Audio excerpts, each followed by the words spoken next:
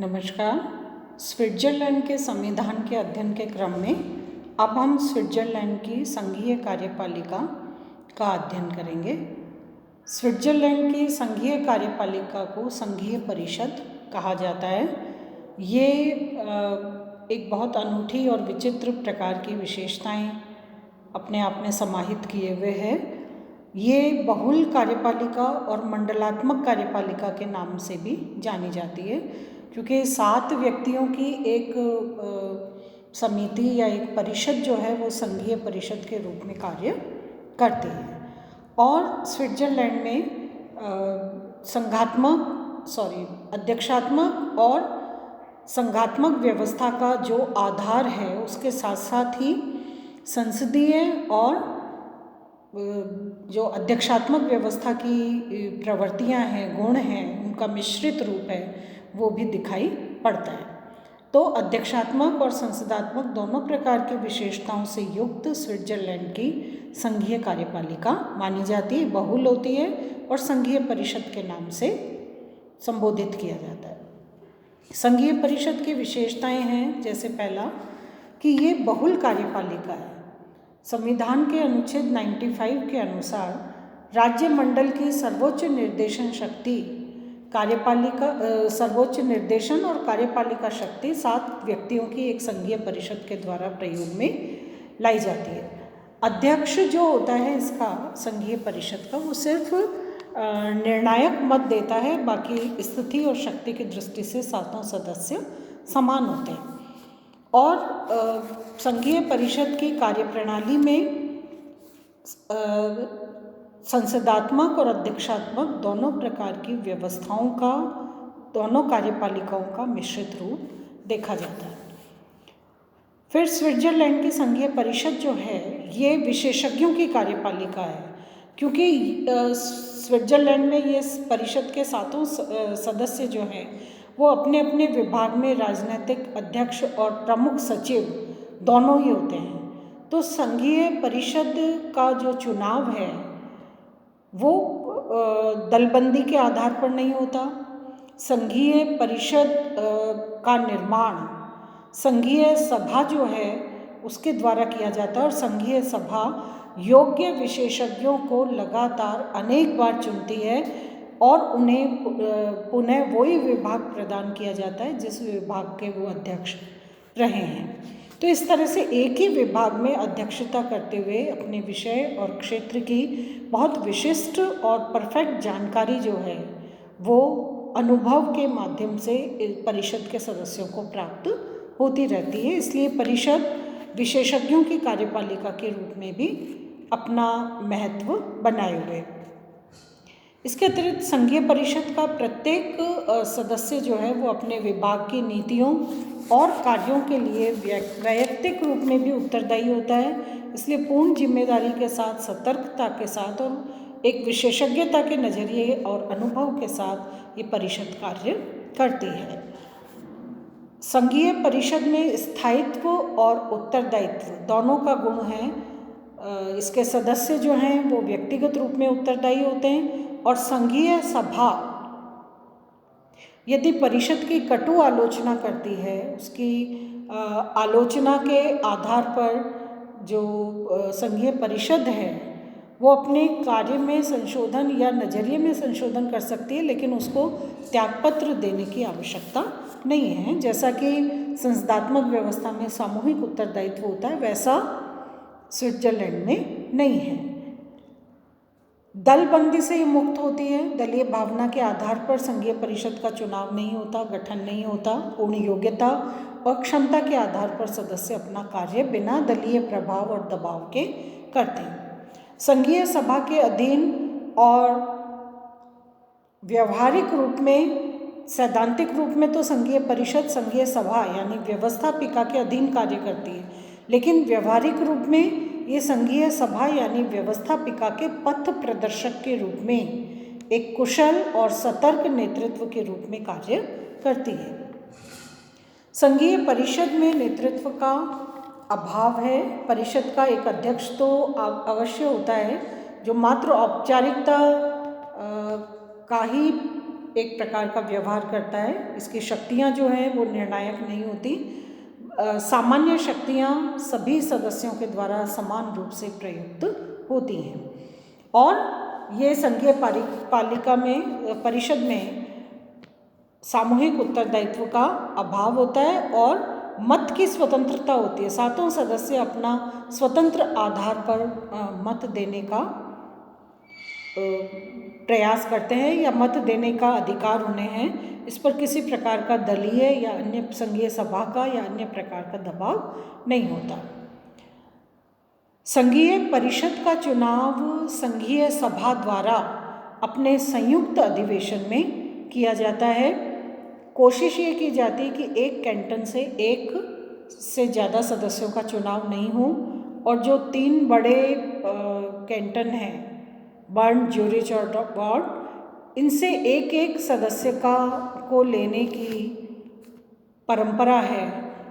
और भाषा के आधार पर भी, क्योंकि स्विट्ज़रलैंड में विविधता है, तो संघीय सभा प्रयास ये करती है कि संघीय परिषद के समस्त सदस्य एक ही भाषा, एक ही क्षेत्र या एक ही कैंटन से ना हों, बल्कि अलग अलग, जितनी विविधता को संतुष्ट किया जा सके योग्यता कुशलता के आधार पर ऐसा किया जाता है। इसका कार्यकाल जो है वो 4 वर्ष है। संघीय परिषद का कार्यकाल 4 वर्ष है। स्थायी सदन है, लेकिन यदि संघीय सभा कारणवश समय से पहले भंग हो जाती है तो संघीय परिषद भी भंग हो जाती है।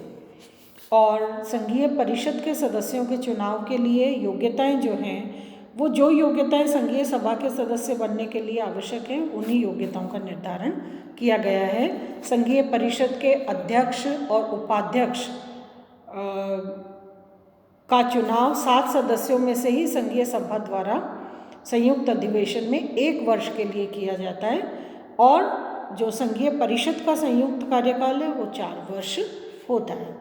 संघीय परिषद के विभिन्न विभाग होते हैं। मूलतः 7 प्रकार के विभाग रखे हैं और एक सदस्य को एक विभाग प्रदान किया जाता है। राजनीतिक विभाग, गृह विभाग, डाक और रेल विभाग, न्याय और पुलिस विभाग, इस तरह से सैनिक, वित्त, प्रशुल्क और सार्वजनिक अर्थ विभाग, 7 विभागों का निर्धारण किया गया है। संघीय परिषद की कार्यप्रणाली जो उसमें इसकी बैठक प्रति सप्ताह आयोजित की जाती है। विचार विमर्श में गोपनीयता की नीति का पालन किया जाता है। गणपूर्ति जो है, कोरम, ये 7 में से 4 सदस्यों का होता है और बैठकों का संचालन औपचारिक रूप में संघीय परिषद के अध्यक्ष के द्वारा ही किया जाता है और पक्ष विपक्ष में बराबर मत आने पर निर्णायक वोट के रूप में किसी प्रस्ताव का निर्णय जो है वो अध्यक्ष प्रदान करता है। संघीय परिषद का अध्यक्ष या स्विट्जरलैंड का राष्ट्रपति एक ही बात है। इसका निर्वाचन संघीय सभा द्वारा संयुक्त बैठक में किया जाता है और वरिष्ठतम को अध्यक्ष बनाया जाता है और उसके बाद उपाध्यक्ष बनाया जाता है। लेकिन इस अध्यक्ष का चुनाव लगातार 2 बार नहीं किया जाता। अध्यक्ष के पद के रूप में 2 बार नहीं किया जाता।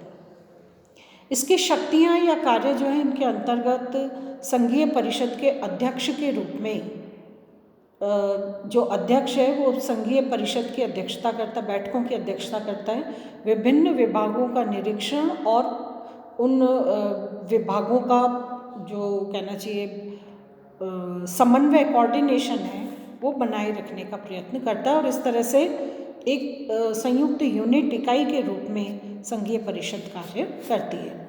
स्विट्जरलैंड के राष्ट्रपति के रूप में संघीय परिषद का अध्यक्ष जो है वो संघीय सभा द्वारा पारित विधेयकों पर हस्ताक्षर करता है। हालांकि इसके संबंध में किसी प्रकार का वीटो अधिकार या निषेधाधिकार अध्यक्ष के पास नहीं है। देश विदेश में स्विट्जरलैंड का सर्वोच्च प्रतिनिधित्व करता है। संघीय सचिवालय जो एक ऑफिस के रूप में कार्य करने वाला है सरकार के, उसका निर्देशन और नियमन करता है। ये एकमात्र स्विट्जरलैंड की संघीय परिषद का अध्यक्ष ही स्विट्जरलैंड का राष्ट्रपति है, लेकिन इसे इनमें से किसी पद के संबंध में कोई बहुत विशेष अलग प्रकार के निर्णायक या महत्वपूर्ण शक्ति प्राप्त नहीं है। संघीय परिषद के कार्य और शक्तियां जो इनमें कार्यपालिका संबंधी शक्तियों में सार्वजनिक प्रशासनिक नीति निश्चित करना, संघीय सभा से स्वीकृति प्राप्त करना, उन्हें लागू करना, जो विधेयक कानून के रूप में पारित हो चुके हैं उन्हें कानून के रूप में लागू करना, संघीय न्यायपालिका जो है, संघीय न्यायाधिकरण, उसके न्यायिक निर्णयों को लागू करना, विदेश नीति का संचालन, राष्ट्र की सेना का गठन और उसका संचालन, आंतरिक क्षेत्र में शांति व्यवस्था बनाए रखना, अधिकारियों की नियुक्ति करना, कैंटन के बारे में किसी प्रकार का विवाद होने पर या अन्य किसी प्रकार की आवश्यकता होने पर शक्ति का प्रयोग, वार्षिक विवरण जो है अपने कार्यों का वो संघीय सभा के सामने संघीय परिषद के द्वारा प्रस्तुत किया जाता है। संघीय सभा के विभिन्न सत्रों में भाग लेकर संघीय परिषद संघीय सभा के सदस्यों द्वारा पूछे जाने वाले प्रश्नों का उत्तर देते हैं, राष्ट्रीय समारोह का आयोजन करते हैं, विदेशी जो मेहमान या राजनेता आदि, राष्ट्राध्यक्ष आदि आते हैं उनका स्वागत करना।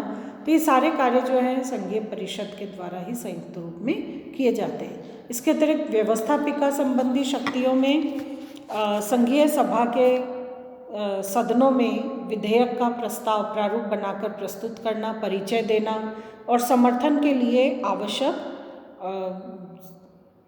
रक्षात्मक उपाय जुटाना परिषद का कार्य है। वैयक्तिक विधेयकों पर पहले संघीय परिषद विचार करती है और स्वीकृति के बाद संघीय सभा के पास भेजा जाता है। अध्यादेश यदि आवश्यक है तो जारी करना और प्रदत्त व्यवस्थापन के अंतर्गत नियमों का निर्माण करके और कानून निर्माण की व्यवस्था में अपना योगदान देना। संघीय परिषद मुख्यतः कार्यपालिका है, लेकिन प्रदत्त व्यवस्थापन में जितना अपेक्षित होता है उतना कानून निर्माण की प्रक्रिया से भी कार्यपालिका जुड़ती है, संघीय परिषद जुड़ती है। कैंटनों के द्वारा जारी जो अध्यादेश है उन पर स्वीकृति लेना, संविधान संशोधन संबंधी प्रस्ताव प्रस्तुत करना, इसके अतिरिक्त विशेष कानून पर लोक निर्णय या जनमत की राय जानने का प्रस्ताव जो है वो संघीय सभा के समक्ष प्रस्तुत करना। इसी प्रकार वित्त संबंधी कार्य जिसमें बजट का निर्माण करना, बजट को प्रस्तुत करना, संघीय आय व्यय का निरीक्षण और नियंत्रण करना, साथ ही साथ वार्षिक रिपोर्ट जो है बजट वित्तीय रिपोर्ट वो संघीय सभा यानी व्यवस्थापिका के समक्ष प्रस्तुत करना। इसके अतिरिक्त न्यायिक कार्य हैं जिसके अंतर्गत संघीय प्रशासन के विभिन्न विभागों के जो निर्णय हैं इनके विरुद्ध निजी व्यक्तियों की अपीलें सुनने का कार्य और निर्णय देने का कार्य संघीय परिषद के द्वारा किया जाता है। विभागीय मामलों में अगर किसी प्रकार का कोई विवाद है तो उस पर निर्णय करना। कुछ मामलों में कैंटनों के निर्णयों के विरुद्ध भी, जैसे धार्मिक भेदभाव आदि से संबंधित अगर कोई कैंटनों का विवाद है तो उनके निर्णयों के विरुद्ध भी अपील सुनने का कार्य संघीय परिषद के द्वारा किया जाता है। इसी प्रकार कैंटनों के आपसी समझौतों, व्यापार संधियों से उत्पन्न जो विवाद हैं इनकी अपीलें भी संघीय परिषद के द्वारा सुनी जाती हैं। इसके अतिरिक्त संघीय परिषद की कुछ संकटकालीन शक्तियाँ हैं जिसमें संविधान द्वारा नहीं बल्कि व्यवहारिक रूप में स्विट्जरलैंड में कोई संकट की स्थिति, असामान्य स्थिति उत्पन्न होती है तो उसका मुकाबला करने के लिए भी जो व्यवस्था और निर्णय लेने का कार्य है वो संघीय परिषद के द्वारा किया जाता है। इस प्रकार संघीय परिषद जो है वो एक विशेषज्ञ की कार्यपालिका के रूप में स्विट्जरलैंड की शासन व्यवस्था में अपना योगदान देती है।